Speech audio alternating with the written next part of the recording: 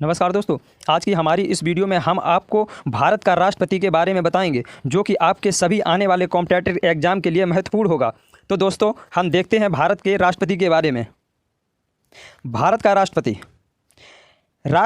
भारत का राज्य प्रमुख होता है। दोस्तों जो राष्ट्रपति होता है वह भारत का राज्य का प्रमुख होता है और वह भारत का प्रथम नागरिक होता है। राष्ट्र की एकता, अखंडता एवं सदृढ़ता का प्रतीक होता है। संघ की कार्यपालिका की शक्ति राष्ट्रपति में निहित होती है और यह इसका प्रयोग संविधान के अनुसार स्वयं करे या तो अपने द्वारा अधीनस्थ अधिकारियों के द्वारा कर सकता है। राष्ट्रपति देश की सेनाओं का सर्वोच्च सेनापति होता है, यानी कि तीनों सेनाओं का सेनापति होता है राष्ट्रपति। इसके बाद देखते हैं दोस्तों कि जो राष्ट्रपति का निर्वाचन होता है वो किस तरीके से होता है। राष्ट्रपति का निर्वाचन संविधान के अनुच्छेद 54 तथा 55 में राष्ट्रपति के निर्वाचन से संबंधित उपबंध दिए गए हैं। अनुच्छेद 54 में इस बात का निर्देश दिया गया है कि राष्ट्रपति के निर्वाचन में मत देने का अधिकार किसे है और किसे नहीं है। लेकिन 55 में क्या दिया गया है? अनुच्छेद 55 में बताया गया कि निर्वाचन की प्रक्रिया किस प्रकार होगी। ये जो इसका निर्वाचन होता है ये निर्वाचन मंडल के द्वारा होता है। किस तरीके से होता है? अनुच्छेद 54 में स्पष्ट किया गया है कि राष्ट्रपति का निर्वाचन मंडल जो निर्वाचन है वो निर्वाचन मंडल के माध्यम से होता है। इसमें भाग कौन कौन लेता है ये देखते हैं दोस्तों। जो सदन के दोनों सदनों के निर्वाचित सदस्य, लोकसभा और राज्यसभा दोनों के निर्वाचित सदस्य और राज्यों की विधान सभाओं के निर्वाचित सदस्य भी इसमें भाग लेते हैं। इस निर्वाचन मंडल में संविधान के 17वें संविधान संशोधन में 1992 की बात है कि जब ये स्पष्टीकरण स्थापित किया गया था कि इसके अनुसार राष्ट्रपति के निर्वाचन में संबंध में राज्यों की सूची में दिल्ली और पुडुचेरी ये दोनों राज्य क्षेत्र के भी जो निर्वाचित सदस्य होंगे विधान परिषद के वो भी इसमें विधानमंडल के वो भी इसमें भाग लेंगे। और जो इसका चुनाव होता है वो अप्रत्यक्ष रूप से होता है राष्ट्रपति का, जैसे उपराष्ट्रपति का भी अप्रत्यक्ष रूप से होता है। मैंने कि आपको पिछले वीडियो में बताया था। निर्वाचन मंडल के प्रावधानों से स्पष्ट होता है कि भारत में राष्ट्रपति का निर्वाचन अप्रत्यक्ष तरीके से होता है। जनता स्वयं चुनाव द्वारा राष्ट्रपति को नहीं चुनती। संविधान सभा में इस प्रश्न पर बहस भी हुई थी, इसलिए इसे अप्रत्यक्ष निर्वाचन के रूप में राष्ट्रपति को चुना जाता है। भारत की बड़ी जनसंख्या तथा बृहद आकार को देखते हुए प्रत्यक्ष निर्वाचन की व्यवस्था करना सिर्फ महंगा ही नहीं साबित हुआ बल्कि ये समय का भी अनुपयोग होता। यदि प्रत्यक्ष निर्वाचन भी लिया जाता तो समस्याएं कम नहीं होती, एक सख्त संघर्ष की संभावना बनी रहती, क्योंकि पूरे देश की जनता द्वारा चुना गया राष्ट्रपति मंत्रिपरिषद की अधीनता कभी स्वीकार नहीं करता। इसलिए इसका जो चुनाव होता है राष्ट्रपति का वो उपराष्ट्रपति का दोनों का अप्रत्यक्ष रूप से होता है। क्या होती है वो है किस अनुच्छेद में दी गई है? अनुच्छेद 58 में। वह भारत का नागरिक होना चाहिए, 35 वर्ष की आयु पूरा कर चुका हो, लोकसभा के सदस्य बनने की योग्यता रखता हो, भारत सरकार या किसी राज्य सरकार के स्थानीय या उस किसी भी लाभ के पद पर नहीं होना चाहिए। ओके और इसके बारे और आगे देखते हैं, जैसे कि जो राष्ट्रपति, उपराष्ट्रपति या राज्यपाल है कहीं का तो वो पद उसका लाभ का पद नहीं माना जाएगा। आगे देखते हैं दोस्तों हम जो राष्ट्रपति की शपथ होती है, शपथ ग्रहण कौन करवाता है? राष्ट्रपति को जो शपथ ग्रहण है वो कौन करवाता है? वह उच्चतम न्यायालय के मुख्य न्यायाधीश करवाते हैं। अगर मान लो कि उच्चतम न्यायालय के मुख्य न्यायाधीश अनुपस्थित हैं, वो नहीं है, तो उच्चतम न्यायालय के जो वरिष्ठ होते हैं, मुख्य न्यायाधीश रह चुके हैं, वो राष्ट्रपति को शपथ दिलाते हैं। आगे देखते हैं दोस्तों हम जो राष्ट्रपति का निर्वाचन है, अगर मान लो राष्ट्रपति के निर्वाचन के समय कोई भी विवाद हो गया तो उनको निपटाएगा कौन? उनको निपटाने के लिए अनुच्छेद 61 में स्पष्ट किया गया है कि राष्ट्रपति या उपराष्ट्रपति के निर्वाचन में से संबंधित शंकाओं या विवादों की जांच का फैसला सर्वोच्च न्यायालय का है और उसका अंतिम निर्णय यही होगा, जो होगा वो मान्य होगा, जो सर्वोच्च न्यायालय का होगा। आगे देखते हैं दोस्तों हम कि जैसे कि जो इस राष्ट्रपति का निर्वाचन और संसद, इसमें क्या होता है? ये राष्ट्रपति और उपराष्ट्रपति निर्वाचन संशोधन अधिनियम 1997 के अंतर्गत यह व्यवस्था की गई कि राष्ट्रपति पद का चुनाव लड़ने के लिए किसी प्रत्याशी का नाम कम से कम 50 सदस्यों द्वारा प्रस्तावित तथा 50 सदस्यों से अनुमोदित होना चाहिए। जैसे कि मैंने आपको पिछले वीडियो में बताया उपराष्ट्रपति के लिए 20 सदस्यों का प्रस्तावक होना चाहिए, लेकिन उपराष्ट्रपति के लिए 50 सदस्यों का प्रस्तावक होना आवश्यक होता है। उपराष्ट्रपति के मामले में ये संख्याएं 20-20 रखी गई थी, ठीक है। और साथ ही इन पदों को चुनाव लड़ने वाले प्रत्याशियों के लिए 15,000 रुपए की जमानत राशि निश्चित की गई है, राष्ट्रपति को भी और उपराष्ट्रपति को भी। यदि कोई उम्मीदवार चुनाव में लड़े, ठीक है, चुनाव में डाले गए कुल वैध मतों का 1/6 भाग प्राप्त करने में असफल रहता है तो उसकी जमानत राशि जब्त कर ली जाती है। आगे देखते हैं दोस्तों हम कि राष्ट्रपति का जो पुनर्विचार होता है, पुनर्वाचन, इसके बारे में देखते हैं। इसका जो पुनर्वाचन होता है ये अनुच्छेद 57 में यह बताया गया है कि यदि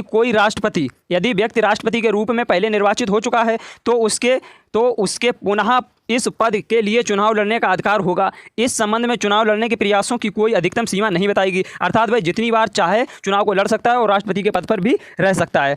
राष्ट्रपति की शक्तियाँ क्या क्या होती हैं उसको हम देखते हैं। जो राष्ट्रपति की शक्तियाँ होती हैं वो इस प्रकार हैं कि जैसे कि प्रशासनिक शक्ति, सैन्य शक्ति, राजनयिक कूटनीतिक शक्ति, विधायी शक्तियाँ, वित्तीय शक्तियाँ, न्यायिक शक्तियाँ, वीटो शक्ति, और इसके आगे और भी होती है आपातकालीन शक्तियाँ, अध्यादेश जारी करने की शक्ति जो 123 अनुच्छेद के तहत होती है, और अन्य शक्तियाँ भी होती हैं इसके पास। आगे देखते हैं दोस्तों हम जो प्रशासनिक शक्तियाँ होती हैं, प्रशासनिक शक्तियों का तात्पर्य उन सभी कार्यों को करने की शक्ति है जो विभिन्न मंत्रालय और विभागों द्वारा किए जाते हैं। अनुच्छेद 77 प्रथम के प्रावधान की भारत सरकार की समस्त कार्यपालिका कार्रवाई राष्ट्रपति के नाम से ही की जाएगी।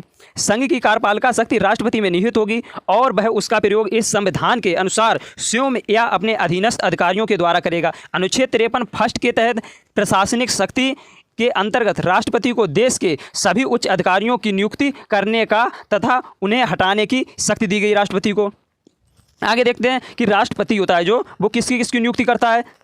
देखते हैं दोस्तों कि भारत का प्रधानमंत्री व मंत्रिपरिषद, ठीक, भारत का महान्यायवादी और भारत का नियंत्रक एवं महालेखा परीक्षक, उच्चतम न्यायालय के सभी उच्च न्यायालयों के न्यायाधीशों की, उच्च और सभी राज्यों के राज्यपाल तथा उपराज्यपाल की नियुक्ति करता है राष्ट्रपति। मुख्य निर्वाचन आयोग तथा अन्य निर्वाचन आयुक्त की, लोकसभा संघ आयोग के अध्यक्ष, अन्य सदस्यों की, और वित्त आयोग के अध्यक्ष और सदस्य की, अनुसूचित जातियों और जनजातियों के लिए विशेष अधिकारी, भाषाई अल्पसंख्यक संरक्षण के लिए विशेष अधिकारी आदि, इनकी सबकी नियुक्ति करता है राष्ट्रपति। आगे देखते हैं दोस्तों कि जो सैन्य शक्तियाँ होती हैं वो क्या क्या होती हैं। जो सैन्य शक्तियाँ होती हैं, राष्ट्रपति देश की तीनों सेनाओं का सर्वोच्च सेनापति होता है, ठीक है, और उसे किसी देश के साथ युद्ध घोषित करने तथा शांति स्थापित करने की शक्ति होती है। परंतु यह शक्ति वास्तविक शक्ति न होकर सिर्फ औपचारिक शक्ति है, क्योंकि संविधान के अनुसार राष्ट्रपति मंत्रिमंडल की सलाह के अनुसार कार्य करता है, अनुच्छेद 74 फर्स्ट के तहत। आगे देखते हैं दोस्तों जो राजनयिक और कूटनीतिक शक्तियाँ होती हैं ये क्या होती हैं। ये होती हैं राजनयिक शक्तियों से तात्पर्य यह है कि शक्तियों में जो विदेश राज्यों से साथ संबंधों के स्तर पर लागू है। राज्य की प्रमुख होने के नाते राष्ट्रपति अन्य देशों के लिए राजदूतों तथा कूटनीतिक अधिकारियों की नियुक्ति करता है तथा अन्य देशों द्वारा भारत के नियुक्त किए गए राजदूतों एवं अन्य प्रतिनिधियों का स्वागत भी करता है। आगे देखते हैं दोस्तों कि जैसे जो भारत का राष्ट्रपति कार्यपालिका का प्रमुख होता है, ये तो जानते हैं, और इसकी जो विधायिका होती हैं वो सब जुड़ी कुछ शक्तियाँ भी रखता है उनसे जुड़ी हुई, जिसमें कुछ निम्नलिखित हैं दी गई हैं। देख लीजिए दोस्तों कि जो वह संसद के दोनों सदनों के सदस्य, जो संसद होती है उनके दोनों सदनों की सत्र हेतु आहूत करता है और सत्रावान आवास करता है। अनुच्छेद 85 के तहत दोनों सदनों में गतिरोध की स्थिति में वह दोनों सदनों की संयुक्त बैठक भी बुला सकता है। किसके तहत? 108 के तहत। और प्रत्येक आम चुनाव से पहले सत्र तथा प्रत्येक वर्ष के पहले सत्र के आरंभ में राष्ट्रपति दोनों सदनों में संयुक्त सत्र को संबोधित करता है। अनुच्छेद 87 यानी कि 87 के तहत राष्ट्रपति 12 ऐसे व्यक्तियों को राज्यसभा में नामांकित कर सकता है जिसके पास साहित्य, कला, विज्ञान और समाज सेवा के लिए कोई विशेष ज्ञान या व्यवहारिक अनुभव हो। ये अनुच्छेद 80 के तहत जो 12 व्यक्तियों को मनोनीत करता है राज्यसभा में। आगे देखते हैं दोस्तों कि जो राष्ट्रपति होता है ये 131 के तहत, अनुच्छेद 131 के तहत लोकसभा में एंग्लो इंडियन समुदाय का पर्याप्त प्रतिनिधित्व नहीं होने की स्थिति में 2 अधिकतम सदस्यों को लोकसभा के लिए नॉमिनेट कर सकता था। पहले करता था लेकिन अब ये हटा दिया गया है, ये भी ध्यान में रखना दोस्तों। आगे देखते हैं जो राष्ट्रपति होता है इसका दायित्व यह है कि वह संसद के समक्ष विभिन्न प्रतिवेदन प्रस्तुत कराए, जैसे कि क्या कि बजट होता है, जैसे बजट या वार्षिक वित्तीय, अनुच्छेद 112 के तहत। नियंत्रण एवं महालेखा परीक्षा प्रतिवेदन, अनुच्छेद 151 के तहत। अनुच्छेद 281 के तहत वित्त आयोग की अनुशंसाएं। संघ लोक सेवा आयोग वार्षिक प्रतिवेदन, अनुच्छेद 223 के तहत। पिछड़ा वर्ग आयोग का प्रतिवेदन, अनुच्छेद 340 के तहत। राष्ट्रीय अनुसूचित जाति आयोग का प्रतिवेदन, अनुच्छेद 338 के तहत। राष्ट्रीय अनुसूचित जनजाति आयोग का प्रतिवेदन, अनुच्छेद 338 का के तहत। कुछ विधेयक राष्ट्रपति के पूर्व अनुमति के बिना संसद में पेश नहीं किए जा सकते हैं। नए राज्यों का निर्माण या वर्तमान राज्यों की क्षेत्रों या सीमाओं में नामों में परिवर्तन करना, ऐसे जो बिल होते हैं ये नहीं किए जाते हैं बिना राष्ट्रपति के अनुमति के संसद में पेश।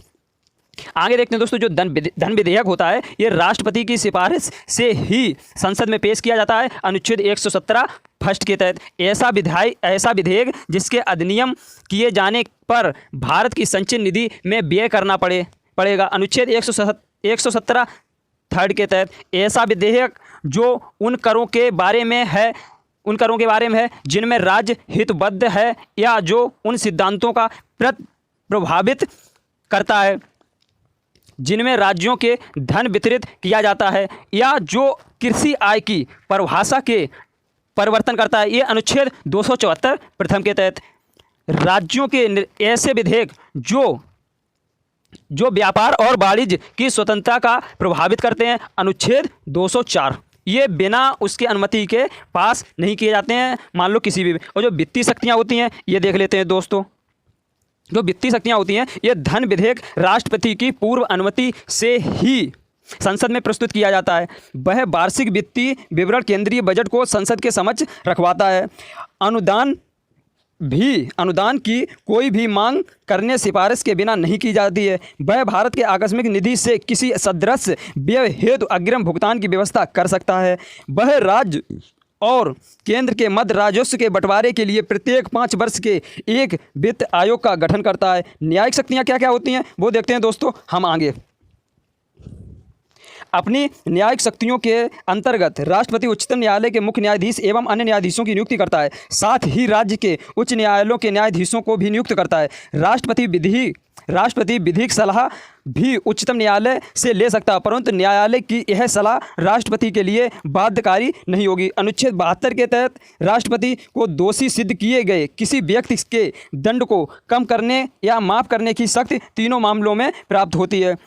यदि दंड का आदेश सेना न्यायालय द्वारा किया गया है तो, लेकिन यदि दंड का आदेश किसी ऐसे कानून के उल्लंघन में कर दिया गया है कि जो संघ की कार्यपालिका शक्ति के अंतर्गत शामिल है, ऐसे सभी मामलों जिसमें मृत्यु दंड का आदेश दिया गया है, चाहे वो मामले संघ से संबंधित हों या राज्यों से, राष्ट्रपति किसी दंड के तरह से क्षमादान की शक्ति का प्रयोग भी कर सकता है। क्षमादान, और जो ये क्षमादान देता है ये एक आर्टिकल में दिया गया है। जो क्षमादान होता है ये मतलब जो राष्ट्रपति किसी को भी क्षमादान भी दे सकता है। मान लो जैसे कि इसका अर्थ ये होता है कि अपराधी को दंड या दंडादेश में से पूरी तरह मुक्त कर देना, ठीक है। और इसके आगे देखते हैं दोस्तों, जैसे कि इसकी हल्की प्रकृति का दंड दिया जाता है, जैसे कठोर कारावास या साधारण कारावास में। मृत्यु दंड को आजीवन कारावास में बदल सकता है राष्ट्रपति। इस तरीका दोस्तों देखते हैं आगे जो। और परिहार, ये परिहार क्या होता है? परिहार, विराम, विलंबन और राष्ट्रपति की वीटो शक्ति भी होती है। राष्ट्रपति की जो वीटो शक्ति होती है ये संसद द्वारा पारित कोई विधेयक तथा अधिनियम बनता है जब राष्ट्रपति उसे अपनी सहमति देता है।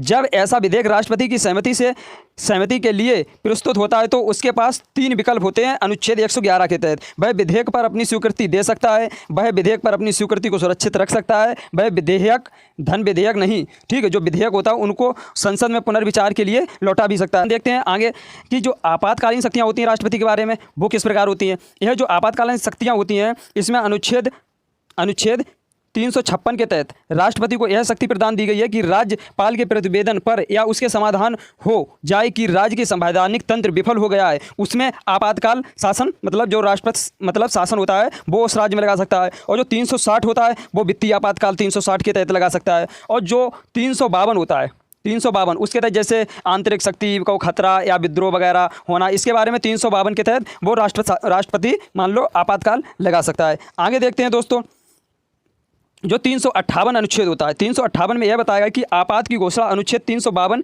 के तहत युद्ध या बाह्य आक्रमण की मान लो या सशस्त्र विद्रोह हो जाने के कारण ऐसी कोई शंका है तो वह 352 के तहत आपातकाल लगा सकता है।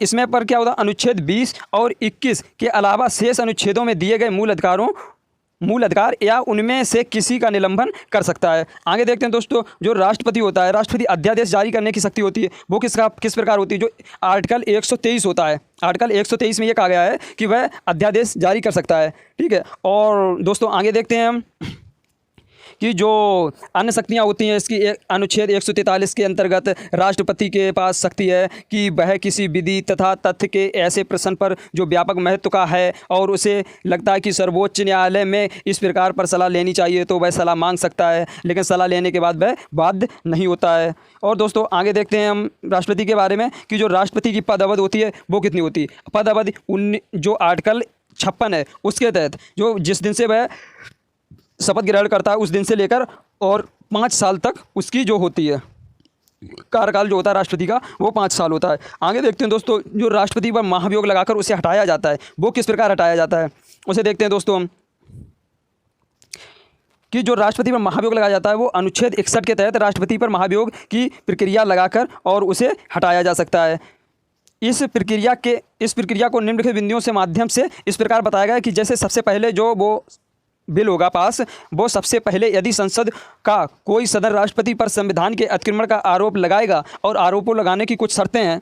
यह आरोप एक संकल्प के रूप में होना चाहिए, यह कम से कम 14 दिन की लिखित सूचना देने के बाद प्रस्तावित किया जाना चाहिए और सदन की कुल संख्या में से कम 1/4 सदस्यों ने हस्ताक्षर करने के संकल्प को प्रस्तावित करने का प्रयोजन प्रकट किया हो, तभी यह बिल पास होगा। और इससे क्या होता है, जब संसद के एक सदन ऐसा आरोप लगा देगा तो दूसरा सदन उस पर आरोप का अन्वेषण करेगा। इस अन्वेषण पर अंतर्गत राष्ट्रपति को यह अधिकार होगा कि वह स्वयं उपस्थित होकर या अपने किसी प्रतिनिधि के माध्यम से अपना बचाव पक्ष प्रस्तुत करे। यदि जांच के बाद वह सदन सहमत हो जाता है कि राष्ट्रपति के विरुद्ध लगाना गया आरोप सिद्ध हो गया है, वह सदन इस संकल्प के 2/3 बहुमत से पारित कर देता है, तो उसे संकल्पित पारित होने की तिथि से राष्ट्रपति अपने पद से हटा हुआ माना जाएगा। आगे दोस्तों देखते हैं, जो इसकी रिक्ति होती है, मान लो राष्ट्रपति का पद खाली है तो उसे भरा कैसे जाएगा। जब राष्ट्रपति का पद रिक्त होता है तब उपराष्ट्रपति राष्ट्रपति के रूप में कार्य करता है और रिक्तता मृत्यु हो जाती है। मान लो राष्ट्रपति के वो त्याग पद देता है, महाभियोग के कारण उसे हटा दिया जाता है किसी अन्य कारण बस, तो उसे 6 महीने के अंदर उसको भरना होगा। तो दोस्तों जितने महत्वपूर्ण फैक्ट है वो मैंने सारे क्लियर कर दिए इस वीडियो में, और वीडियो को देखने के लिए धन्यवाद। जय हिंद, जय भारत।